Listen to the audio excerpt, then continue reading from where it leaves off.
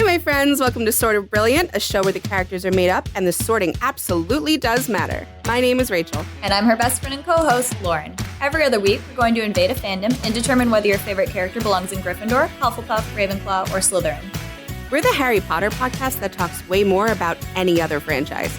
Here, we use the sorting structure from Harry Potter as a common language without supporting the author or her beliefs. As for the sorting itself, there's bound to be some arguments along the way. But in the end, we're always right. According to us. According to us. Da-na-na-na. Da-na-na-na. Da-na-na-na. Da-na-na-na. Da-na-na-na. They're creepy and they're crawly. Hello. That's not. What'd you say? They're creepy and they're crawly. No. They're creepy and they're kooky. Mysterious and spooky. And they're kooky. I honestly didn't. I'm singing this song from the Addams family. The OG Addams family, but that's not what we're covering today. So where people I actually don't care about the lyrics because in the Tim Burton ones, which are like way superior to anything, they don't have the song with the lyrics in there. They just have the beat, which is all I grew up with. So that's all I really care about. I tried to snap. Lauren said she couldn't hear the snaps, so I went back and did it with the claps. So hopefully you heard it. In case you couldn't tell, we're covering the Addams family today, but we're only covering 3 of them, the 3 most important characters. Apparently just the 3 that I picked without even knowing who I was sorting. Would have been the 3 I picked too. Who am I going to pick? Okay. Huxley? It's no personality. Zero personality. I'm going to pick fucking Thing. Like, the 3 with the best personality, with the best everything, Gomez, Morticia, and Wednesday. Wednesday's so nice. She came back twice, and she's getting her own show. That comes out the week of Thanksgiving. I know. Also, Tim Burton, so... timely. We'll see if that's good. The girl who played Wednesday in these movies is Morticia in that show, right? Right? Am I right? Isn't the girl who played Wednesday Addams in these movies Morticia in the upcoming show? No, it's Catherine Zeta-Jones. Oh, okay. Which is a cool choice. They were talking about somebody. Well, somebody from the people old have been fan casting Christina Ricci as a grown-up Morticia forever, but they never... it's fan casting. See, I don't know. This is the first time I've watched these movies. I don't know anything about the Addams family. It should have been her. Except the original song, because my dad is a black and white TV junkie. That's cute. Yeah. I think I only ever saw that on like Nick at Night, maybe. I don't know. I never watched that show. TV Land. TV Land? In New York, it's Nick at Night. Well, there's TV Land. TV Land is a whole separate channel. TV Land is a thing, but do you have Nick at Night? Did you have that? I mean, we did, but TV Land is where I watched old shows. Nick at Night is where I watched old shows. The Prince of Bel-Air. I guess. I mean, I also was watching Prince of Bel-Air when it was on. So... God, you're so old. Yeah, so the black and white shit would be on, like, I Love Lucy. Gilligan's Island wasn't black and white. Or it started black and white, early didn't it? color. I don't remember. Hogan's Heroes wasn't either, but that whole era, my dad, he liked the Beverly Hillbillies and Gilligan's Island and Hogan's Heroes. He still wants to be on a Hogan's Heroes episode. Like, he's dead serious that he wants to do Hogan's Heroes. My family are a bunch of hillbillies, so we love Beverly Hillbillies. Sorry. No, it can happen. Dad. It could. I wanted to be part of the Addams family, not the black and white version, the 90s version. Hello, my era, my time, my movies. If I ever accomplish my dream of having my tattoo sleeve of all the things that I love and that have shaped me as a human being, I'm going to get Gomez and Morticia on my arm. But remember when you designed that Destiel tattoo? No. I do. It's right before you got pregnant. Oh, no, don't bring that up. It was horrible. I'm so glad I didn't. I'm so glad I got pregnant so I couldn't get that tattooed on me. It was really bad. Was it? I remember you being so excited about it. Yeah, I'm sure I was excited about a lot of things in 2014. Remember how we have to get matching tattoos? Yeah, well, we need an artist or something. And then, see, here's the problem. If I ask an artist that I know to do it and then I hate it and I don't get a tattoo on me, you'll be sad. Feels bad, man, and I have to pay them. I mean, I was going to say they won't care that you've paid them. I don't, you know what? People don't work like me. You're right. They'll just be happy with the paycheck. I would take that as a personal offense. I'd be like, you don't want to be my friend anymore. You don't like my work. Yeah, I guess as long as you get paid, right? Yeah. That's how they make a living.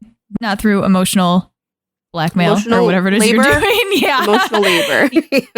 So back to the Addams family. Family I very much wish that I had been a part of. Very much. So I was rewatching the first one because I'm more of an expert in Addams Family values. It's the later one. It's the second one. It's my favorite one out of the two. I was rewatching the first one, and they're genuinely so funny. Those movies, both of them. They're genuinely so funny. Because some things just don't hold up, or some things just are, like, really obviously dated and not, like, okay, I'm not going to rewatch that ever again. But Addams Family, I feel like you can rewatch every Halloween season, like I do. And it's funny every time. And I forget the jokes, so they come back and hit me. And, yeah, I've just always loved them. I don't know about the new cast for the Wednesday show. Unfortunately, like, some of the actors have passed away from the 90s one and, like, can't reprise. But even if they could, they're way older. They would have been. So it's hard to just let go of them, though, and to let go of that representation. 'Cause it's the one I grew up with. It's the one, that will be Morticia, Gomez, and Wednesday forever to me in my brain. So, I don't know. I hope you were entertained by them. Yeah, it was fine. I mean, I watched them while I was, like, sewing. So I wasn't just sitting there, like, staring at them. Right. They were 90s movies. They were good. They were, I don't know. It was like Hocus Pocus 2. Like, it's just an enjoyable movie that doesn't really have a lot to it. It's just nice and fun. Yeah. It's just a weird family, like an extremely weird family being super weird. And somehow nobody questions the flying hand. Yeah, I was going to say that I was trying to figure out the universe that they're in because nobody is like, these people are undead. Right. I'm married to a sack of hair. Right. It's just is how it is. But people do regard them as weird. So I don't really get it. It's still like fine. Yeah, they get away with a lot. Yeah. They get away with a lot. And then you have characters like Debbie who come in and are just as, like, insane in other ways and fit in fine. And, like, she was real life insane. Yeah. But she had a like streak in her that she would have fit in with that family fine. And they appreciated her in the end there. And we'll get into that when we talk about, like, them on an individual basis. But Morticia respected the hustle. So that's funny. But they are extremely, like, I find them to be extremely entertaining. But I don't know, I could be really biased because I was, like, sitting on the couch eating hot Cheetos and George was walking in and out of the room and I was, like, dying fucking laughing. Like, like the first All right, I wasn't like scene, that. The first scene where the Christmas carolers are there and they just pour the hot water in the cauldron over, like, I almost peed my pants.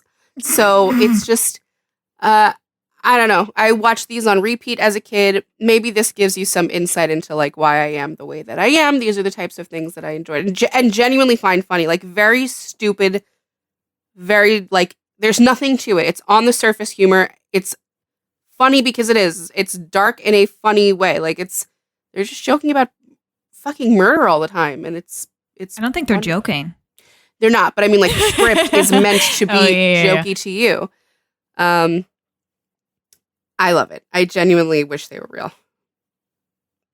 Because you know what? They would be unstoppable. And I wish that Morticia could teach me witchcraft because she has a degree in hexes and curses. Oh, that's right. She does. Charms and spells. Yeah, she does. So, like, witchcraft is real in that universe and, like, they talk to the undead all the time. She never uses it. Yeah. Her daughter went missing and they didn't cast, like, a where is she spell. Yeah. Yeah. There's a lot of plot holes. It's just good old 90s feeling humor. People have been using that as an insult lately to me in conversation. Like, I was talking to them about Hocus Pocus 2, or even this came up actually in a conversation at work that I was rewatching Addams Family. And I like to say these things hold up because I think they hold up. Like, I think they're still funny. I think they're still entertaining. And everyone's response seems to be in a 90s way. Like, then it doesn't hold up. Then it doesn't hold up. You're saying it's dated. I don't find it to be dated. I find it to be still hilarious. I mean, is it really because their perspective of it is from the 90s. So they're like, haha, yeah, that's funny because it was made in the 90s. So, but like if this was made right now, they wouldn't find it funny.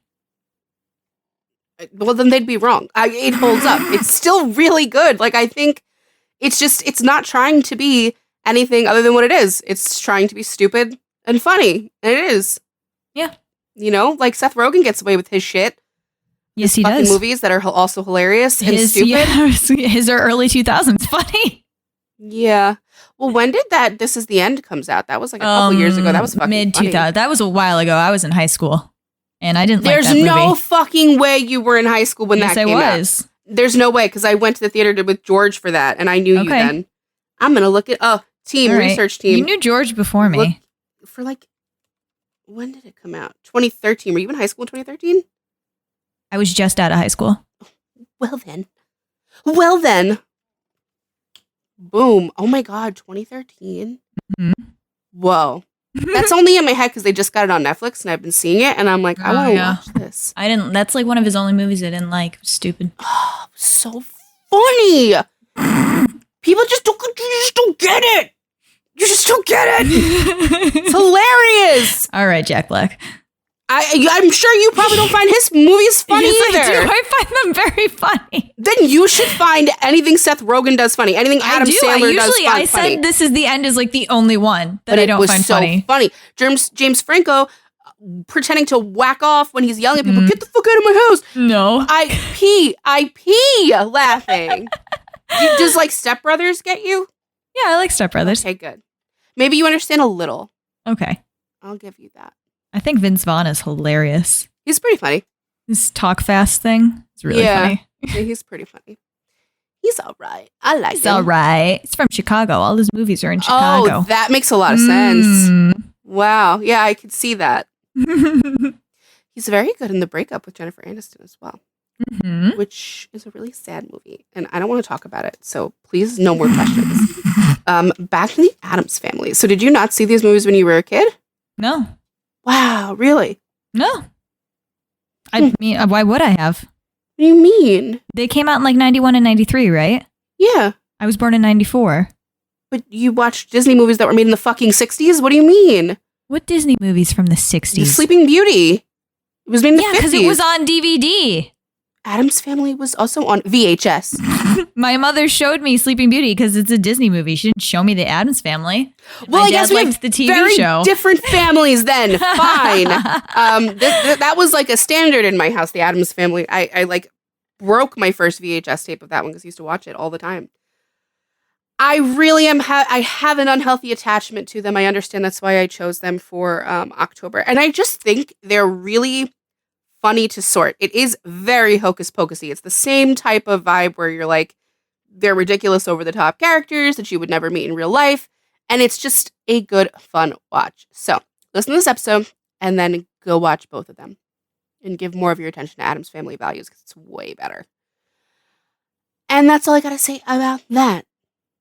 We can jump right into the sorting. Cool. Who do you want to do first? I don't care. I love all three of them pretty equally. I guess Morticia's my favorite. We can start with Morticia.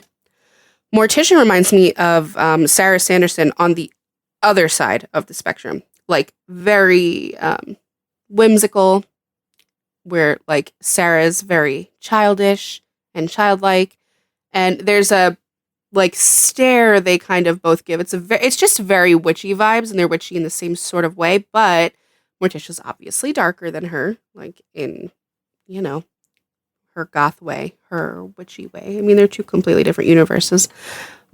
But all of that is to say, if you remember from our Hocus Pocus episode, we've decided Morticia's a Ravenclaw, just as Sarah Sanderson is.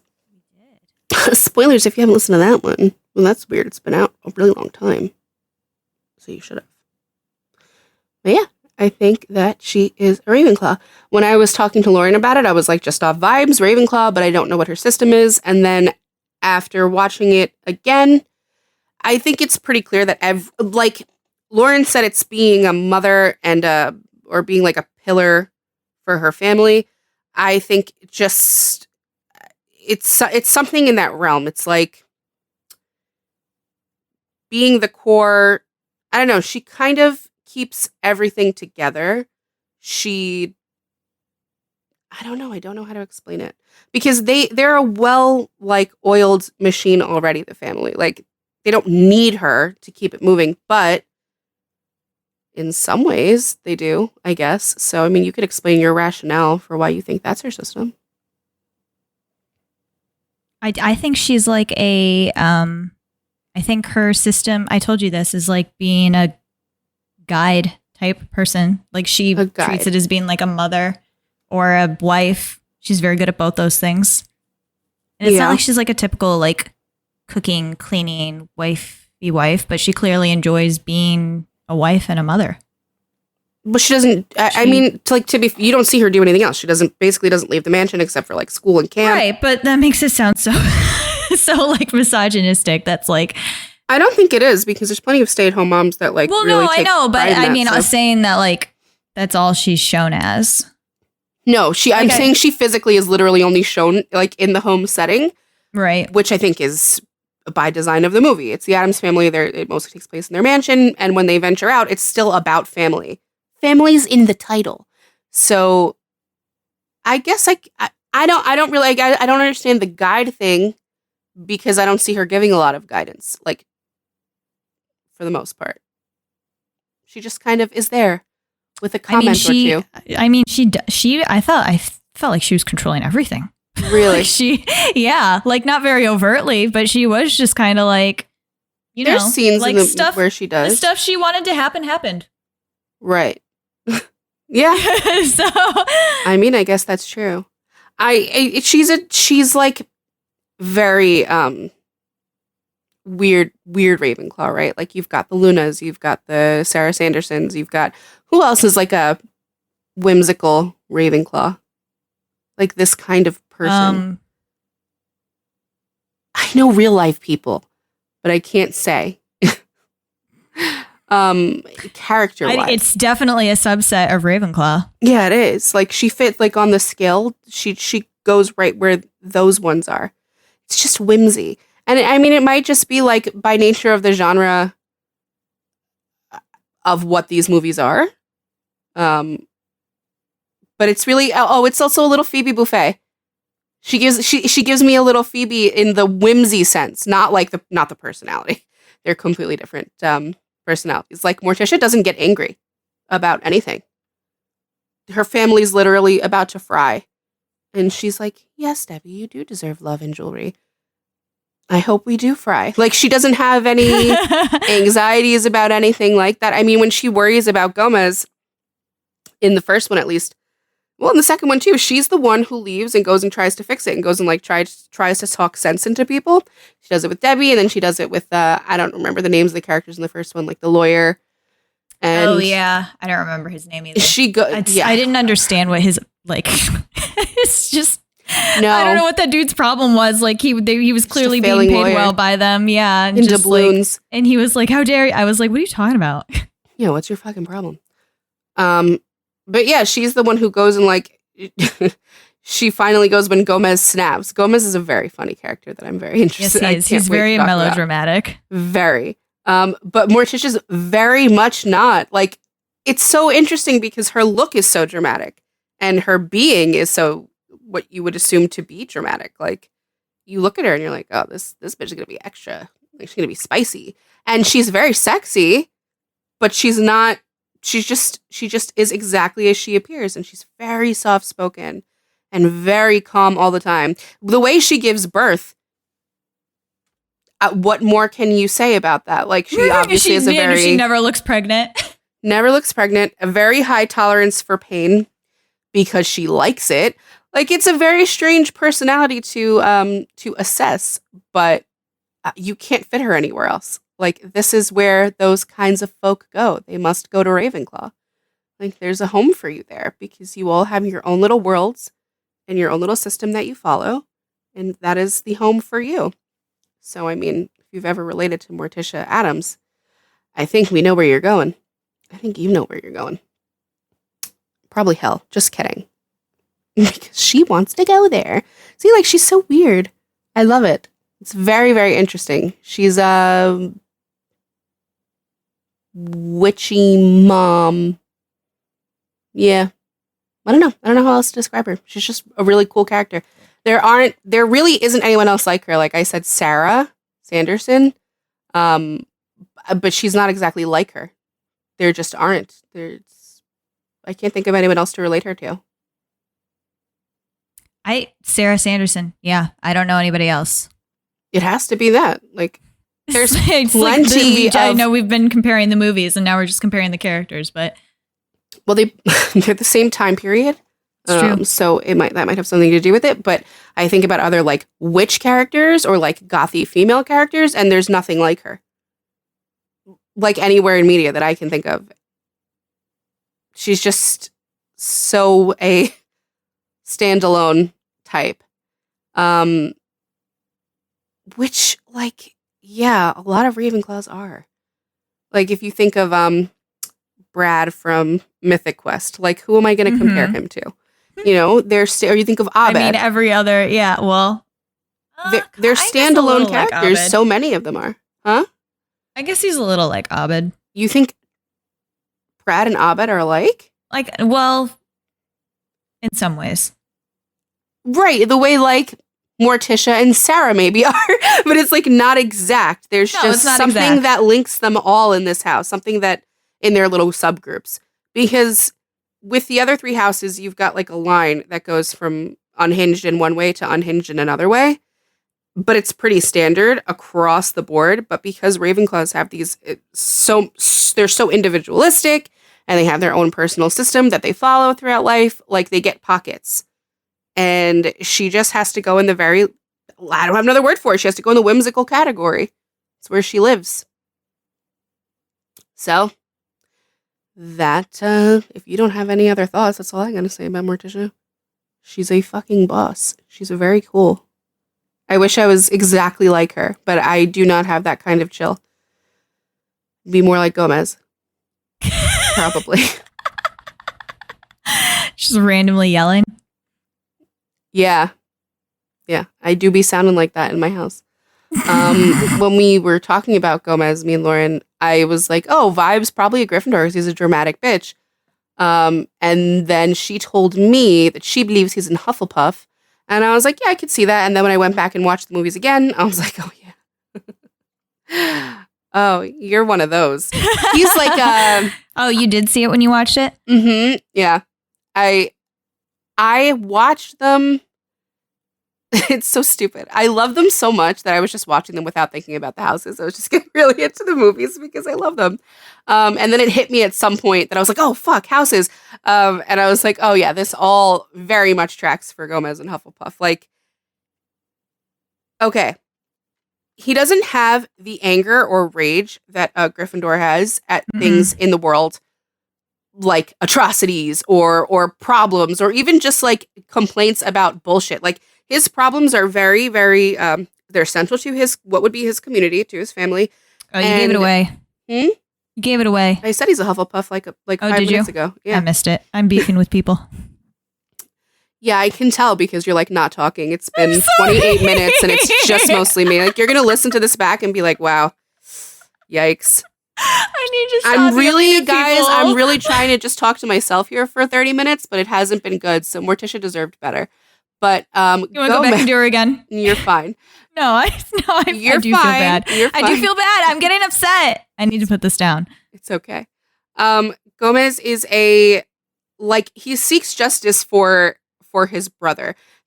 Both movies, it circles all around Fester. So for me, if I have to put him with another Hufflepuff, like for you to get the vibe that I'm getting, I think of him like Thor. Like, he very much reminds me of Thor. Like, crazy about his brother, crazy about his own sense of justice. Like, when he's knocking the golf balls off his roof into his neighbor's house and it breaks his glass, he's like, oh, yes, old chap, but keep the ball. I've got plenty of other ones. Like, that wasn't the fucking problem, Gomez. You broke his window, and he's just laughing around his cigar. He's hilarious. But in a very Hufflepuff way. It's very distinctly not Gryffindor. Just when I was talking to Lauren about it, I was thinking back on my memory of him from all the years I watched it. And when I think of Gomez, I just think of a drama queen. And, I tend to put drama queens in Gryffindor. For the most part. Some of y'all pop out into other houses. Gomez is one of them. Like, Loki is one of them. Like, he pops out. He's very much a drama queen, but he pops up in a Slytherin way. So I always like getting these. They're fun. A They're Hufflepuff, not I obvious understand. Hufflepuffs. Yeah. I get him because it's not fair. Like what happens to him, it's very much not fair. He wants his brother back. He's had his fucking memory erased. He's been gone for 25 years. That fight was so stupid. I was like, what is happening? Yeah, it's very dumb. It was like made out to be a mystery. They were like, ooh, he ran away for some reason. And then they go sit in the room and talk. And he's like, oh yeah, I flirted with those girls because I could. Sorry, you ran away from our entire family. And apparently you were inheriting all this money and you just left. Well, you know what I think is so weird? He's the older brother. Fester's the older brother. I know. Like how? What do you mean how? How? Gomez acts like the older brother. Oh, I guess he takes care of Fester, like in every way. Gomez was like the suave, like hot guy, right? Yeah. And Fester's not. So I think in Addams family lore, I think I've read this somewhere. He was supposed to marry Morticia's sister, Gomez, and they had like no heat or chemistry. And he met Morticia on the wedding day or something, and they were like, "Oh no, this has to happen," which makes me just ever so fucking delighted because it's a Ravenclaw Hufflepuff relationship, which just like, I was gonna say last episode, how about every fucking episode probably where I open my mouth and I'm like, I just really like the vibe of Ravenclaw and Hufflepuff relationships. I really do. And this is another one where it's like, do you see what I mean about how strange they are? So interesting. I love it. I love that he's not a Gryffindor. I was so happy that Hufflepuff fit him. I was like, yes. Made me thrilled. I told Rachel, like when I sorted Morticia and then when I sorted Gomez, I was like, I based Gomez off of my understanding of Morticia, and Morticia was mostly like straight up vibes. And I was like, I don't know how to explain it, but they're a Hufflepuff Ravenclaw relationship. Like, I don't know. I don't know. Like, it's just a feeling. It's really not like when those two houses get each other, they fucking get each other. Like, and create a private world like you're not allowed and you're not part of. And you can look at it from the outside and be like, oh my God, they're like all over each other. Like they obviously are into each other because the chemistry is palpable, but you don't know anything about them. You don't actually know their lives. And that's very much Morticia and Gomez. Like they go into their bedroom and they torture each other in their dungeon bed and they're really happy forever. And you just don't get to be a part of that. Yeah, because it just goes into death too, like for these particular characters. So it's very much, it's just a spooky Hufflepuff and Ravenclaw. But the connection has been the same in every Hufflepuff Ravenclaw duo we've had. It like if you look at Steed and Ed, it's like that too. They're so fucking weird together, and they just get each other. Like they're in their closet trying on clothes, and they're having their weird eye conversations where they're just like they're just fucking vibing back and forth, and they have like a secret language. They understand each other, and they fall into the romance thing so fast. Yeah, like they're turned on by each other. Literally anything that they do. I guess you have to get the right mixture because, like, my husband doesn't understand oil and water, and that's very oil and water for George. But you know, because Ravenclaws exist in pockets, it depends. Like the pocket dimensions. This particular pocket, her whimsical one, I feel like Hufflepuffs could very easily be drawn to because they're very interesting. Yeah. They're very intriguing. How do you explain Cho Chang and Cedric Diggory? Cho Chang and Cedric Diggory. But she's not in this pocket. She's in a different she's not. pocket. I'm saying, how do you explain it? He thought she was hot. They were teenagers. He's also like a jock boy Hufflepuff. Like he's a weird one.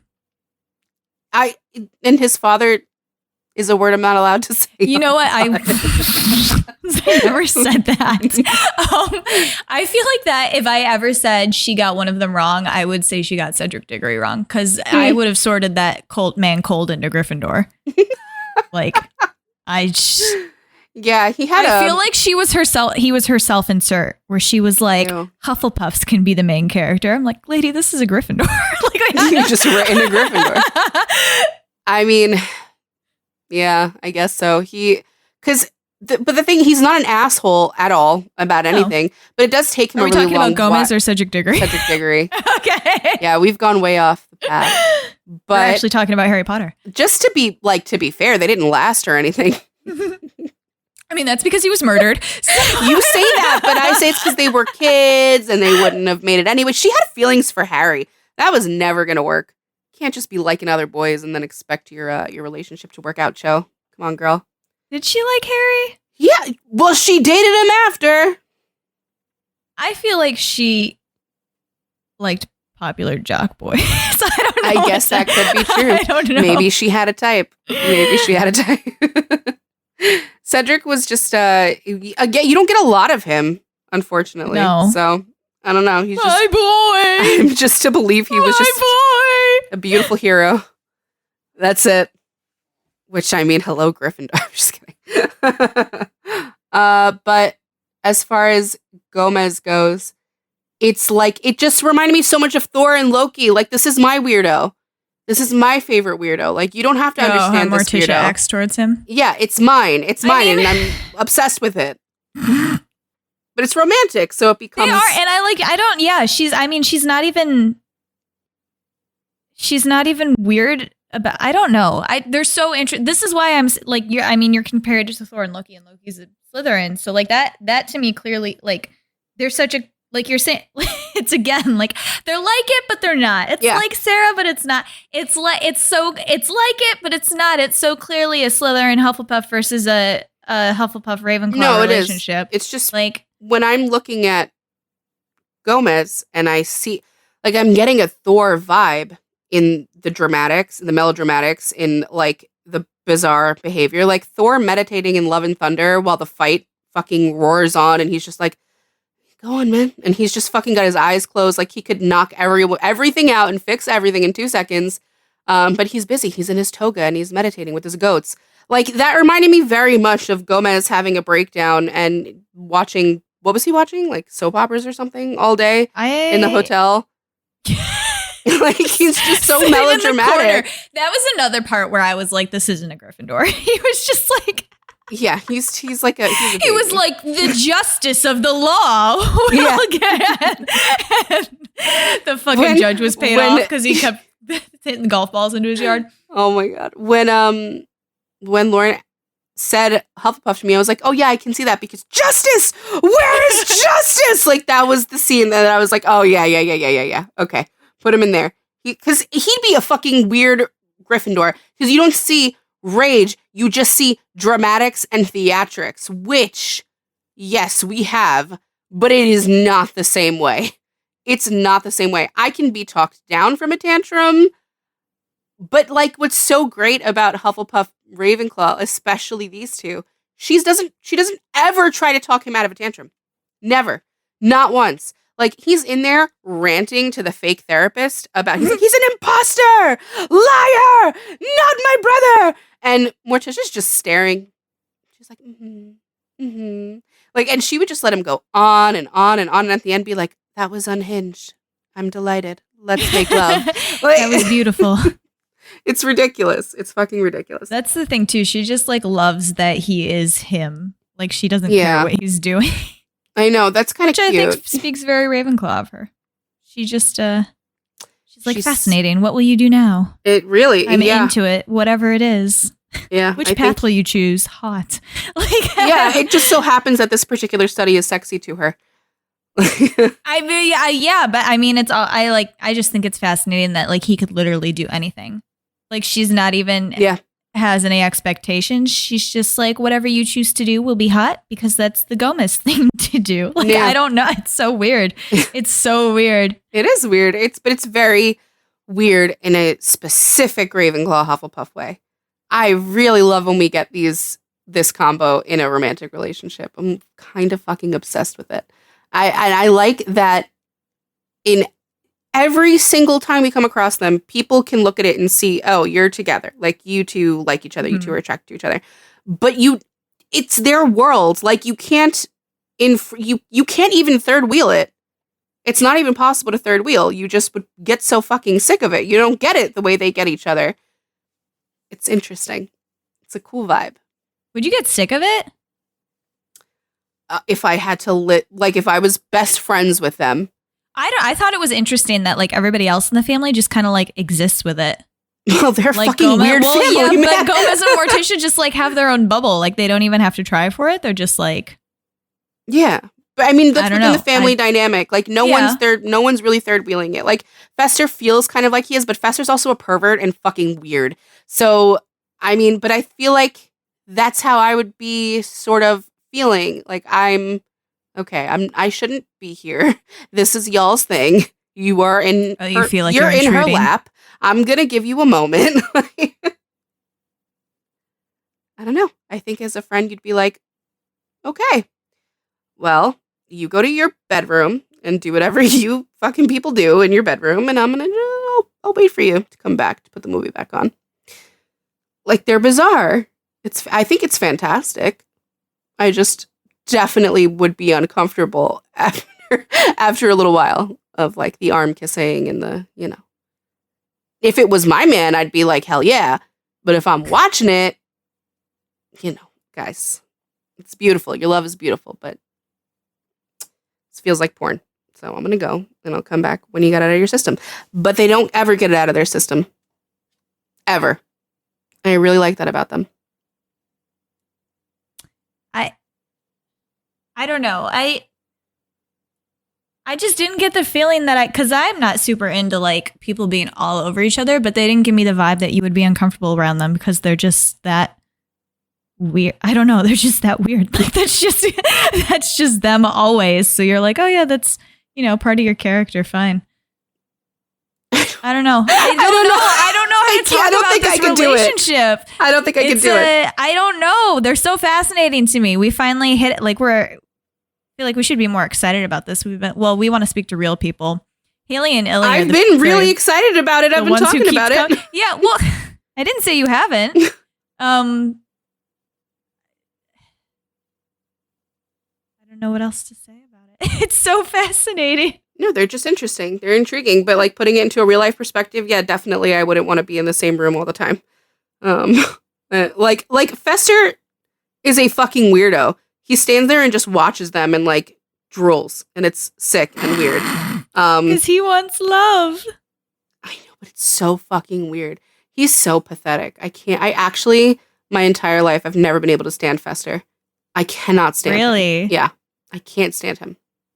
So the thing about this movie, right, is when they made up this whole plan or whatever, I was like, why would they not tell them that he had amnesia? So when he obviously got to the point where he didn't know something, he could use that as the excuse. Mm-hmm. So I was like, how did they make up this whole plan? And they won't be like, oh no, he might have to know some personal fucking things about Fester Addams' life. Yeah, of course. And they were just like, so I was like, why wouldn't they say they found him with amnesia? They just went in like he remembers everything about his past 25 years with you. Like, have at it.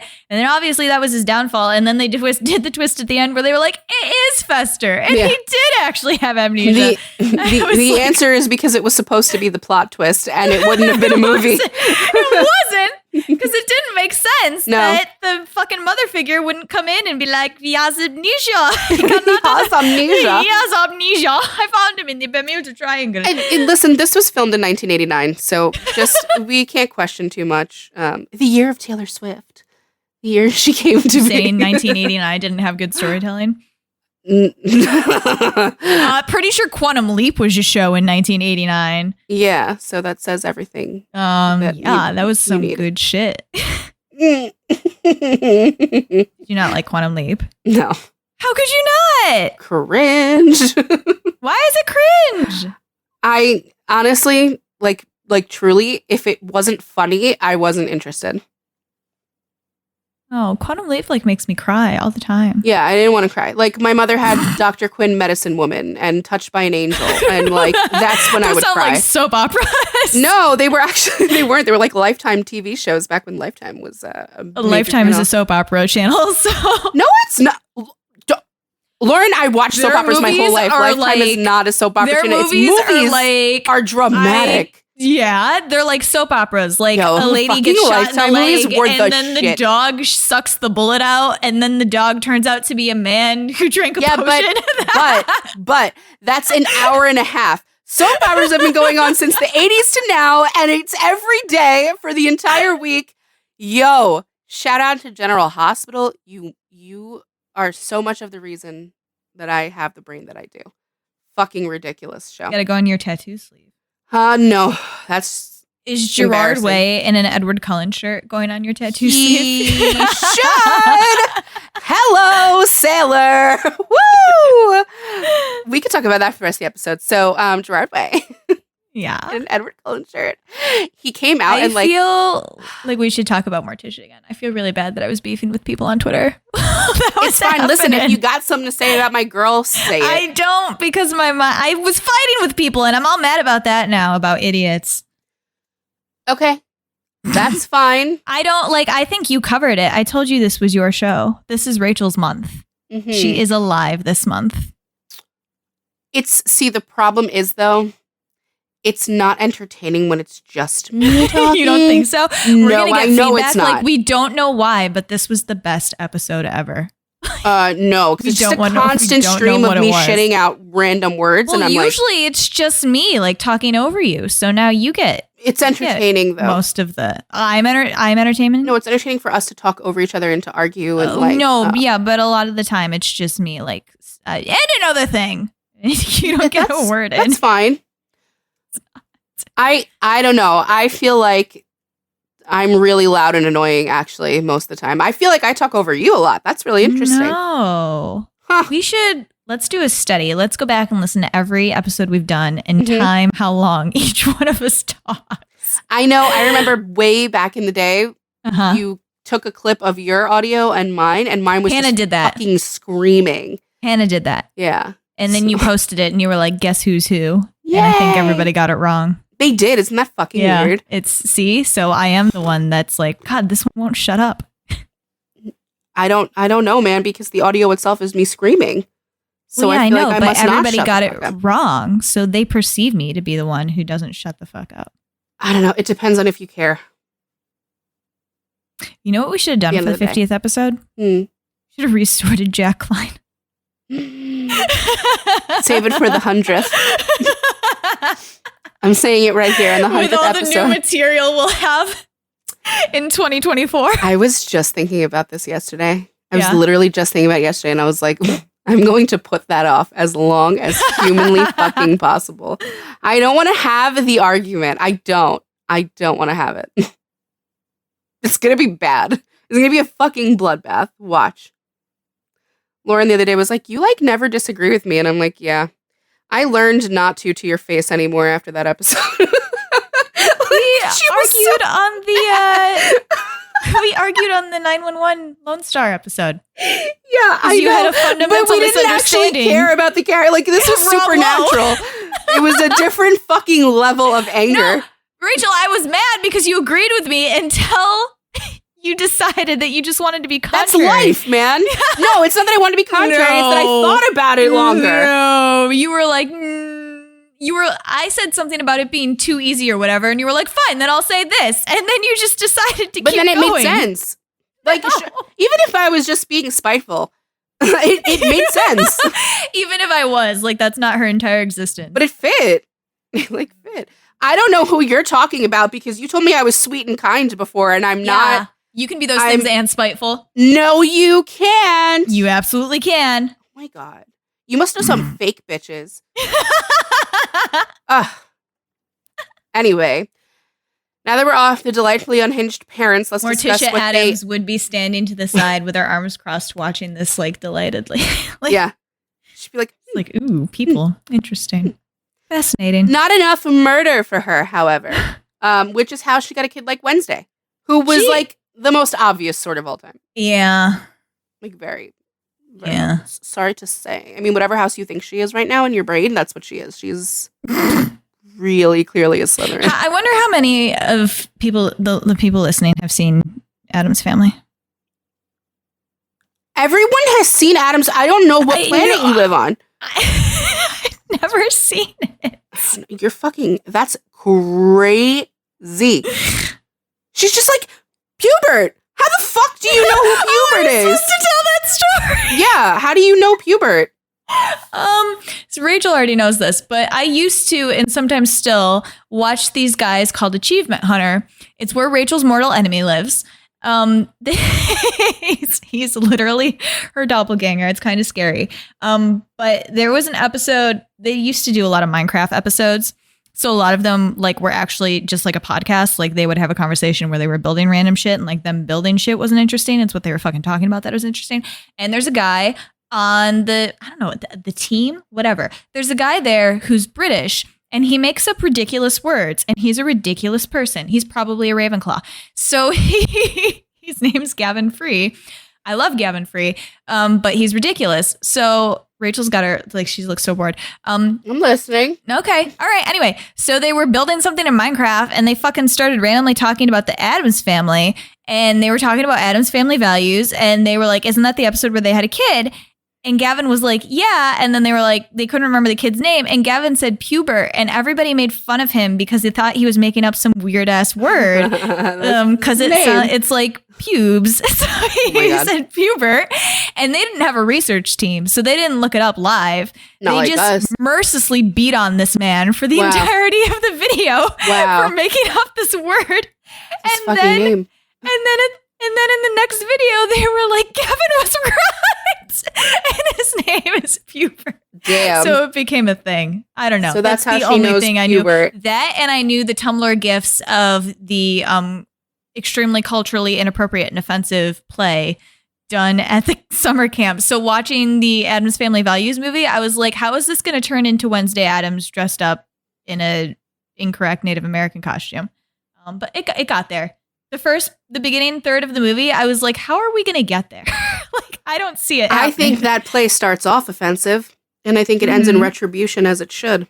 I mean, it's still stereotypically bad, but as many things are, and yet it still ends as it should. I'm not here to critique it. It's just I was like, wow. Oh my God, to have a 2022 brain and watch this for the first time. Wow. Wow, you just can't enjoy things anymore. No, you can't, can you? You can't. I can't be ignorant anymore. I can. I fucking love that movie. I fucking love it. I didn't say I didn't like it. And obviously Burn there was that shit down. Obviously there was a sense of, especially when the play was going as the play was written, that it was supposed to be offensive. It was. So, yeah. Yeah. And Wednesday saved it. Uh-huh. And she's real funny. She's a history buff, but a history buff of weird things like the Bermuda Triangle or her aunt that burned at the stake or like obviously Native American crimes of the past. Like she knows her fucking shit. If she cares about it, she researches it in depth and she can read it like a book. She's the first one who saw that something was wrong with Fester. She didn't let it go the whole movie. And she's the one who ultimately discovers his shit at the end of that too. It's real funny. She's like a little detective in that first movie. She's like a child detective. But she's still like harassing her brother the entire time too. Yeah, I was gonna, and this was like what was Slytherin about it to me is that she was like, this isn't Fester, and then just like didn't do shit about it, but not in the way that Morticia did.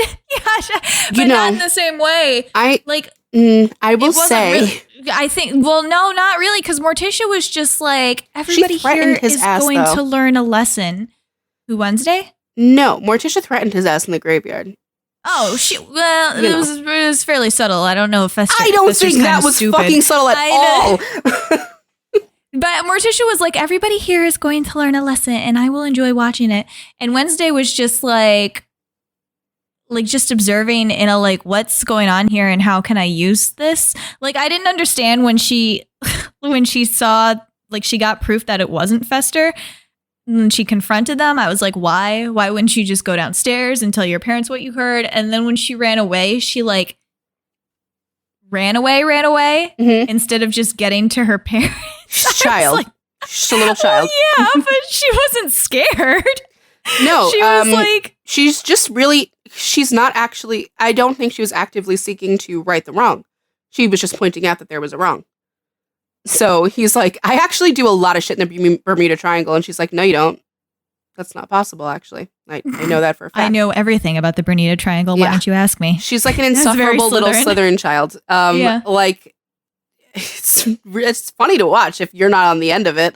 Like, imagine having that kid in your house constantly telling you, like, no. She's like, well, actually, ing everything about everything. But she's got a side to her that's really, I mean, it's entertaining for us because you're watching like a homicidal child be hilarious. But her idiot brother just is cool with it and goes along with everything. You know, he really has no personality. He doesn't. He's a living doll to her. To him. He really is. And she like loves him, which is also cute. I don't know. She was a weird one. Yeah. I don't know what. Very weird. Yeah. Yeah. But was it ever explained why these people couldn't die? No. Like that was also part of they were also just like, I don't understand. Like Fester was blown up and, electrocuted and he just didn't. Yeah. But nobody ever explained like they're supernatural beings. Lauren, there's a hand. Yeah. Assume that, though. Assume they're this universe. That's the thing. You have to assume they're just supernatural creatures. Like, they're not human. They can't be. Yeah, but then she was like, this ancestor was drawn and quartered, and this one was burned at the stake, and, like, they died that way. So, unless they're just all alive down there. Like, I don't know. Just partying together in hell, I guess. Maybe. I don't know. Maybe they've perfected it. Maybe the witchcraft has like been honed to a point where they can just be delighted by being electrocuted and not actually feel any real pain. I don't know what they are. They can't be all human. You can't be. There's a hand. There's a fucking hand. Well, yeah, I know. And their butler's obviously like a Frankenstein copy. Yeah, so. he's like a zombie. Frankenstein's monster. Lurch. But Frankenstein was the real monster, so I think we can keep calling him Frankenstein. Sure. My whole life, I called my little brother Lurch. Did you? That's how he talks. What's up? You sound like fucking Lurch. So that's who I think of when I see Lurch. I think of my little brother. It's so fascinating to me that the Addams family was part of your cultural upbringing. It was everything to me. It didn't touch me in any way at all. Bizarre. Truly fucking weird. I don't know. I don't know how you get through. How do you get through the hard times of childhood without the Addams family? Yeah, because it gives you hope. I mean, I knew of its existence, but I didn't. Obviously, hadn't seen it. I think you have to be. The song. I think you are a musical theater type. I think you are a historian. Like, I think your likes and your upbringing are very distinctly not weird. Like, I don't think you sought out anything. Is the Addams family odd. Weird? Because you just said like everybody else in the world has seen it. I hope so, but you've honestly killed that hope. I'm not fucking sure anymore. I'm like a little worried. This was a certainty that Rachel had that has been... Yeah, no. She like wrecked it because I was positive she'd at least seen it when she was a kid. And now I'm like, wait a second, is this some fucking weird niche thing? Like, I don't know anymore. But anyway, you're not like, as a kid, you can be aware of it. But I would have been like sneaking that shit into my mom's room to watch it without her permission, even if she didn't let me, because I was like, oh, they look so cool. They're so fucking weird. I like spooky things. Like, I liked spooky. Whereas I don't think you went that way as a kid. No. So I can see how like, you wouldn't be fine towards it. Like, I wasn't obsessed with like emo, gothic, spooky. This Halloween. Is by nature of having like a metalhead older brother, though. Okay, well, yeah, I was the oldest, so. That's it. Like, I'd go down into his basement. That's where we put him, in the basement. And he'd have, like, his skull posters and his Buffy figurines and his fucking... He had a Morticia statue, like a little Morticia whatever. Oh, shit. Yeah, he was, like, into all things spooky, so, so was I. And it's was part of... Endora? What's that? I don't know. What the fuck was her name? That lady... You know who I'm talking about. Elvira, thank you. Of course. Okay. See, I've never seen whatever she's from either. Wow. Whoa. Dora's the aunt from Bewitched, I'm pretty sure. Did you watch Twilight Zone? I've seen some episodes, but honestly, the first time I saw them was watching them with my dad, probably in college, because they were on TV Land or something. Interesting. And I don't like them. They scratch my brain the wrong way. I loved them as a kid. They're so interesting. I don't like thinking about that sort of thing. I just want to exist in ignorance. I would not swallow the But even look at you now, you don't like being scared. You don't like scary things. No, I don't enjoy it. The stuff that I can imagine is so much worse. I don't need the visuals and other people making shit up to go along with it. She's a goth in her mind. Actually, my thoughts are so dark that I don't even like need. No, but I mean, dude, I don't know. Maybe I'm just an empath. But like when people are getting their skin peeled off, I can feel it. I don't need that in my life. Real fun Buffy scene coming for you whenever we get around to that. You said I'm not allowed to watch Buffy. Not unless you love it. I don't love it. Not unless you love it. Well, you don't love it. You don't love me. But it is what it is. No, but That's why I didn't want your Stranger Things opinions, dude. Forget it. I'm just honestly, you're really gonna upset me. I don't want to talk to you about this. I'm really fucking mad at her about this. I told you what I was asking people. You should have asked me. I already talked to you about it. If you still had questions, not enough. God. I didn't. I asked people the same exact thing I talked to you about it. So this is what happened. I was looking for different perspectives. I had gathered one, and then I wanted more who were different than Rachel Brain. And you're not seeing the problem. You gave me your perspective. Okay. We can't talk about it. I'm gonna get so mad. I can't talk about it. I get so mad. I even let you sort them for me when I don't want to know where they're sorted. Like you fucking remember a thing I said. Yes, I do. I do. Yeah, I'm sure you remember the sorting about the one that I said is like you. That's it. I remember her brother, and I remember that plot point, and I remember you talking about what is the boyfriend, whoever committed whatever her problem is. Yeah, you don't know shit. Forget it. You would if you talked to me, but we need different opinions. I need different opinions. I did need different opinions. Yeah. Okay. You don't. You don't. I don't see you going out and watching it, so obviously you didn't get the right opinions. I'm waiting until the last season comes out. I don't want to wait like you suckers. Waiting like 5 years in between each season. It's part of it. It's part of it. It's part of it. It's part of it. Forget everything that happened, then I have to go back and watch it all again. Man, you people are going to hate me when we sort that show because I'm going to go fucking ape shit. I really love that show. I have to move off this topic because my blood pressure can't. I can't. I'm getting so mad. I can't. It's like when Lauren told me to watch Veronica Mars. I just watched Veronica Mars there. I just trusted her.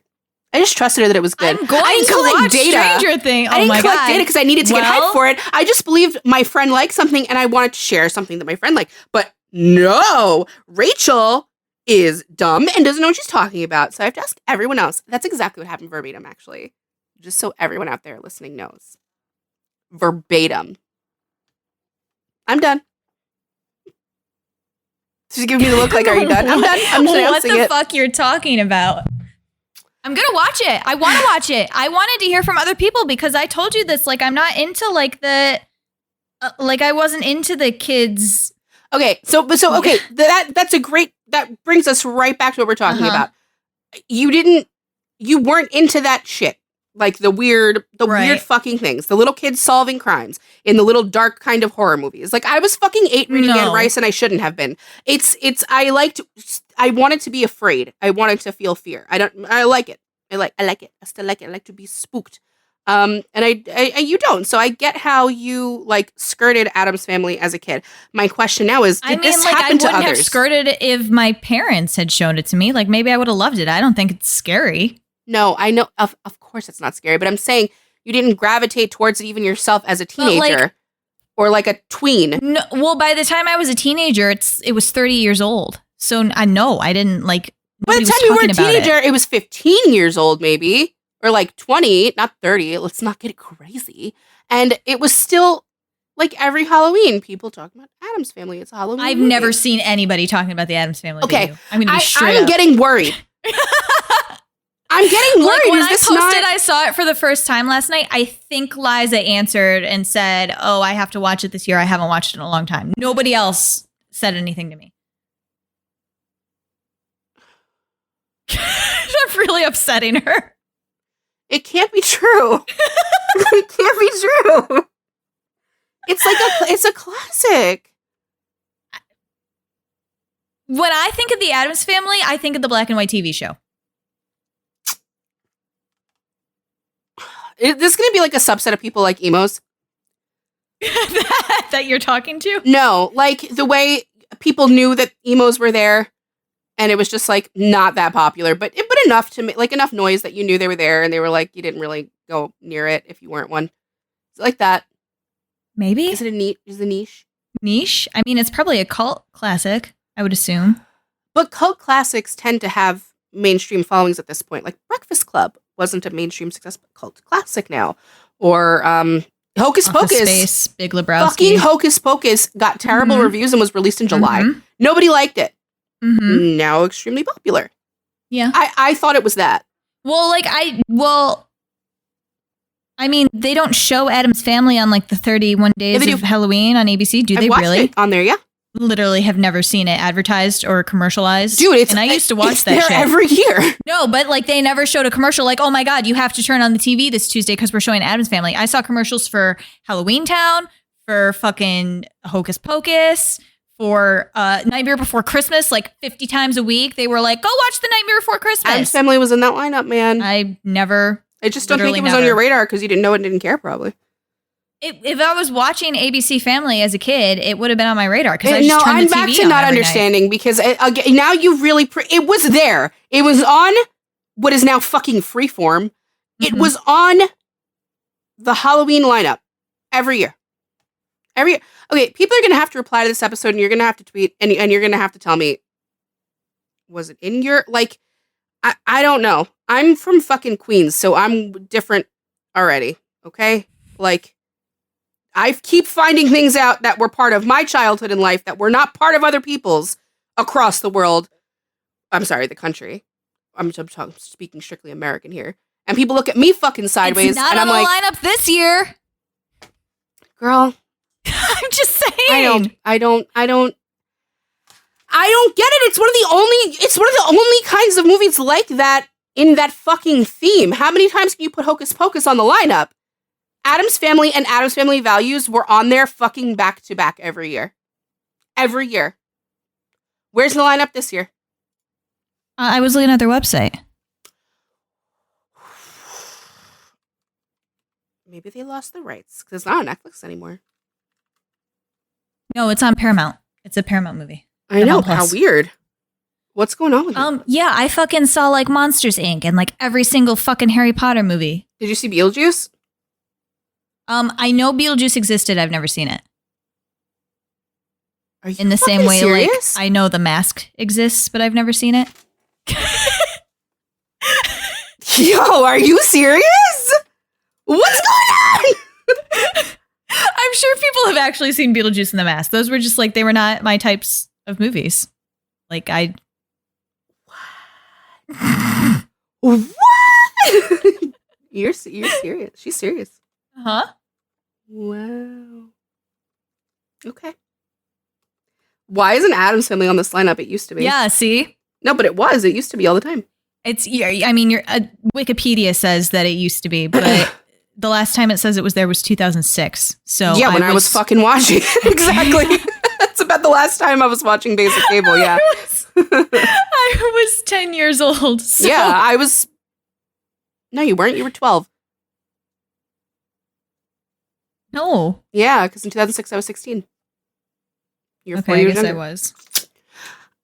Okay, well, very weird to me that you don't know these things, but I guess we'll find out if I'm the creepy and kooky one, and I'm just a fucking, I don't know. Mysterious and spooky. Not at all. This is extremely mainstream to me, and it's like cringe to even say that's so mysterious. I'm like, cool. Like it's not. It's like a fucking mainstream family movie. It's like a staple in a home. I don't think I ever even like. My mom used to take us to Blockbuster, and we got to pick out one movie as a treat. I never even. Lauren, you said you didn't perusing it. You didn't see Beetlejuice and you didn't see The Mask. Right. And you didn't see Addams Family. So this is becoming... I knew Beetlejuice and the Mask existed. Addams Family, I wasn't like really aware of the movies. I knew the TV show. Weird. It has to be wildly popular. I refuse to believe that it's not.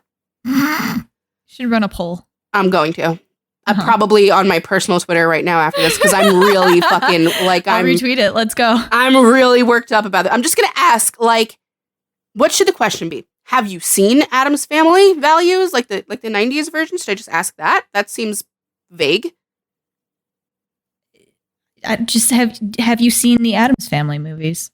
Okay, that's happening after this, because I'm losing my mind a little bit. But anyway. This is a weird fucking family. This must be why Lauren, like, you were like, really? We're doing Addams Family? Like, no, to me, it's like a fucking no-brainer.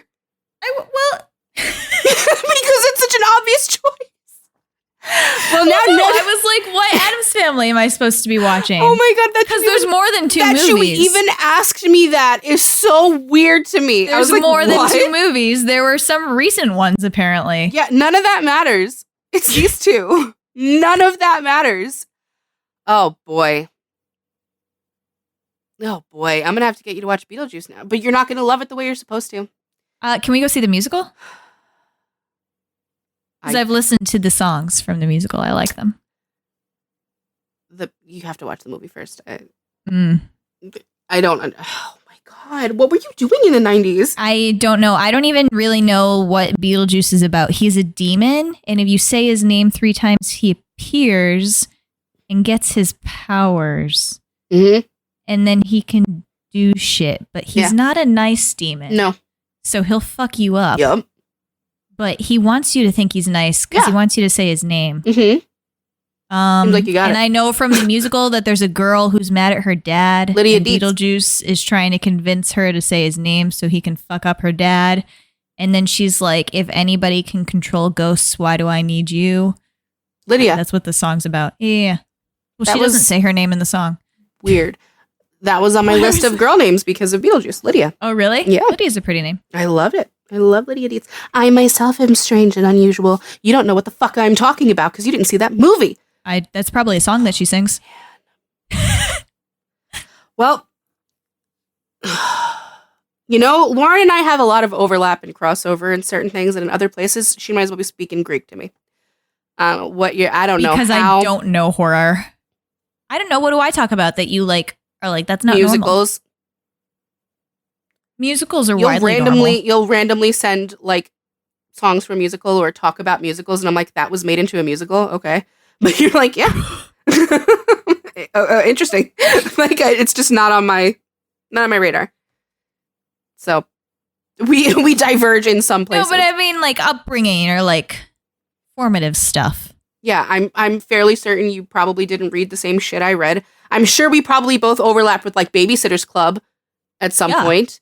Fuck Netflix for canceling it. But I don't think you were reading like Stephen King or Anne Rice as a child. And I don't think you would have liked it. I don't think you'll like it now. No. So I mean, I read Goosebumps and I read the books like The Cafeteria Ladies of Vampire or whatever. You remember those? Yeah. Yeah. Oh yeah. I read those all the goddamn time. Wayside School. There was one where the school was upside down. Boxcar Children. Fucking love the Boxcar Children. Those were good. Did you read Scary Stories Tell in the Dark? Yeah. Okay. See, so like you could have gone the route of me, but you just didn't. I just read a shit ton. Like I was a big reader. Me too. That was like my only personality trait at one point in my life. Mm-hmm. That was fucking it. It's kind of sad that I don't read anymore, to be totally honest. Me neither. I don't know what happened. The phone became a computer, and I carried it in my pocket. Hey, the Deancast Big Bang started yesterday. Oh man, I wonder how I'll feel if I get back into fan fiction. I wonder how. What does that mean? Like, I wonder if it'll still grab me the way it used to. I don't know. You think Dean and Cass won't grab you? I don't know.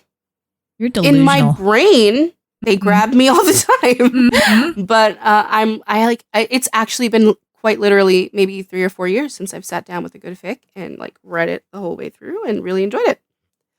Hasn't happened in years. It's actually been that long. Isn't that crazy? Have you even tried? Not really. It's just like I was going to say, no, I just haven't like thing? Done it. Yeah. So I'm wondering if it's not like you're like, it just doesn't interest you anymore. It's just like a lot of energy to find a fic. No, it's always going to be something I can come home to. But it's like, I wonder if I'll be sucked back in to the point where like I want to keep reading it. I read it. Or. I mean, if I give you good fic, yeah. She's the arbiter of good fic. Only Lauren. I am. Only Lauren. My bookmarks are amazing. This explains even like our differences in what we like in fanfic and stuff. Like there have been times where I've loved. We don't have differences. I know, but I'm just talking about you and I right now. We hate fluff. And people who are like, I don't like it when there's conflict. I'm like, what the fuck are you talking about? Yeah, but I hate historical AUs, and you love them. I mean, I am not the hugest fan of them with like Dean and Cass specifically, but I like historical. Yeah, but like, I'm saying if it's STL, Regency, whatever, I'm like, no, thank you. I don't really look for that either. I found like 2 or 3 that I. Okay, well, you really like ABO, and I'm like indifferent to it. Fucking love ABO. Yeah, I know. It's like there, it's fine, but I'm not. Actually, if it's in the tags, I'm probably not gonna fucking read it. It's probably gonna go like on the shelf, like when I'm bored. Science is like one of your favorite fics. It's really well done. It's written cool. It's written like a script. That's what's cool about that one. We've probably lost everybody. No one knows. They were here for an Addams Family episode. And I still feel awful that I was not present for like the first. That's okay. It's documented and recorded now. And whenever I want to guilt you later, I'm just gonna send you this episode and be like, you owe me for this one. When you see how people have been treating me on the internet, forgive me. It just actually like no. This is why I'm harping on this so much. It makes sense that it didn't grab you the way it grabbed me. Like that this was an obvious choice that you could have it out. I could actually talk about these characters for hours. I could. Like, okay, keep going. Let's go back to Morticia. It's okay. The moment's it's not okay. The moment's passed. We did the sorting. We set the house. Yeah, she's a Ravenclaw. It's over. She's like, no, it can't be over. She's a Ravenclaw. Yeah, Something I said to Rachel is when Gomez had his like weird thing with the trains, like he was upset about Fester not being Fester. So I guess his like comfort thing is to like play with model trains, which apparently was like a common occurrence because they all knew by the sounds what was happening with his model train or whatever. But she, like, the second Fester walked in the door, she knew something was wrong with him, and she just never said a fucking thing. She never validated Gomez's, like, issues, and she never was like, honey, I agree with you. I don't think he's your brother. She's just, like, letting Fester, like, fuck off with his, or Gomez fuck off with his trains. This is literally, like, how I knew that she was a Ravenclaw on quote-unquote vibes. She's like, dear, maybe you should get a therapist, and I'll watch. Like, that's like that. Yeah, because her entire thing is just observing the entire movie. Like, to watch. She really likes watching. She really likes like her own family's history and her own family's like spiel that they're this little unit. Adams whatever. Aren't even her family. Like she just like took them funny? On. Yeah, she's like, these are my people now. Yeah, but I would like to go into Addams family lore because I remember reading that like little story about her sister. You told me about And I'm like, how did that happen? Who are you families? Is this like a Game of Thrones fucking but spooky? What's going on here? Oh, I can't wait to make you watch House of the Dragon. Oh, I'm excited. Oh my God, it's so good. It's giving me everything I want. It's a wonderful feeling. But today is not about dragons. Today is about a very weird family that was not difficult to sort by any means, but like really hard to analyze just because they are meant to be caricatures or parodies. I don't even know what the correct word is. Like they're just meant to be bizarre. They're meant to be oddities to marvel at. Not so much. Like, I'm going to harp on the fact that like they were kind of oddities in their universe, but not as much as they would have been if they had been in like our universe. Doesn't the lawyer's wife leave him for and they have a baby, that's just normal. And they have a baby cousin it. Yeah. No, that's like, I didn't get that either. The lawyer, like his gripe with them was that they were kind of weird. Yeah. Not that they were like undead vampire ghoul people. Yeah. Like I was like. But even like the people who want things from them, like Debbie or Fester's fake mom, they come in pretending like everything's completely fine. That's what was fucking killing me too. Fester was on the cover of Forbes. Yeah. Like, Forbes was like, let's put this hunchback bald man on our cover. I don't know if it was the Addams Family black and white show that I'm remembering or if it was the Munsters. But there's either one of the two have this like really very normal blonde girl as a babysitter. And the reason they hire her as a babysitter is because she's not freaked out by them.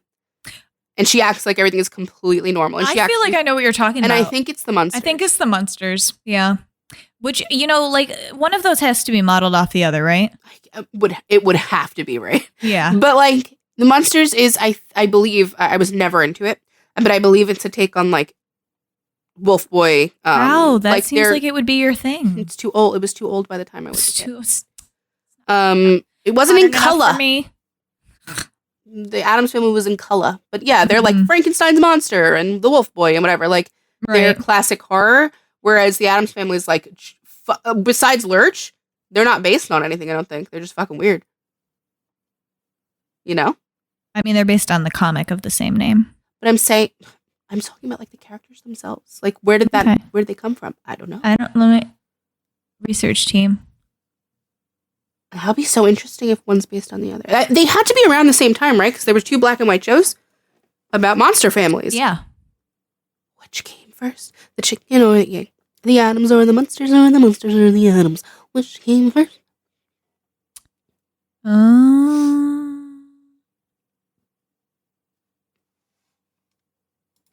Addams Family wasn't based on anything. It's just from this dude's brain. Morticia was based on his first wife. First wife was hot and cool. And you never should have remarried. Sir. Oh my God, there's a whole article, The Munsters versus Addams Family. Which came first? Which did come first? I don't know. That's so interesting. I always thought one of them... That's not a pop culture debate, stupid article. It's like there are many popular pop culture debates, like Doctor Who or Star Trek. That's not a thing. It's Star Wars or Star Trek. That is true. Addams Family aired in 1966. They were essentially developed at the same time. Yeah, I got the years here. Addams Family aired 1964.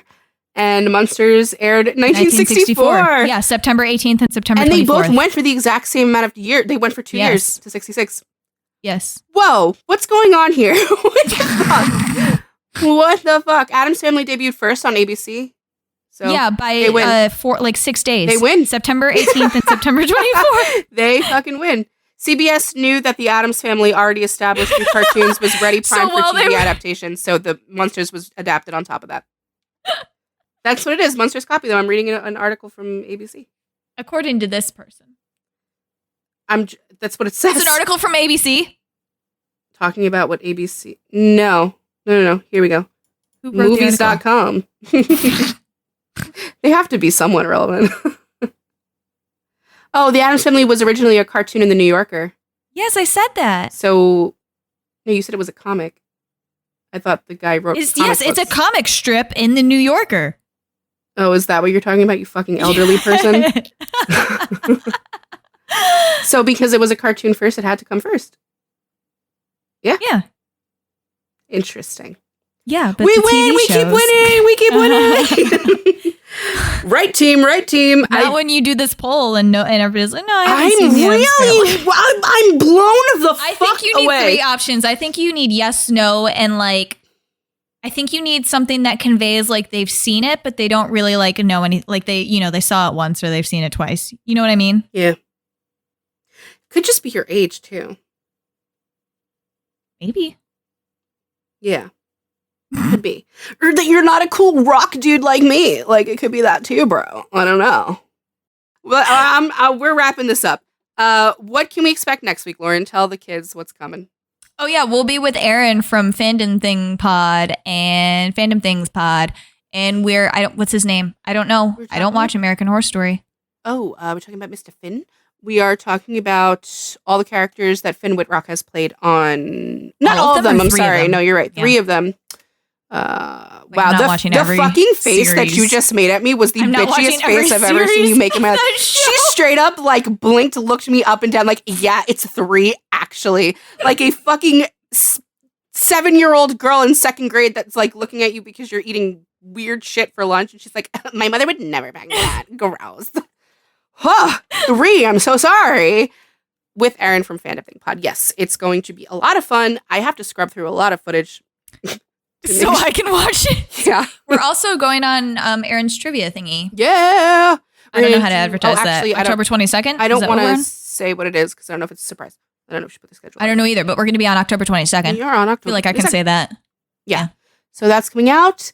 And stay spooky out there. Have a lot of fun. It's the best month of the year. It's truly the best time. Get into all sorts of Tell us how much you liked this episode without me talking so I can talk less. I was really, I really fumbled this one because I was getting really nervous because she wasn't talking. I was like, wow, she has nothing to say about this. And I was just At least you were like, are you mad at me? No, I know you weren't mad at me. I just thought you were completely uninterested.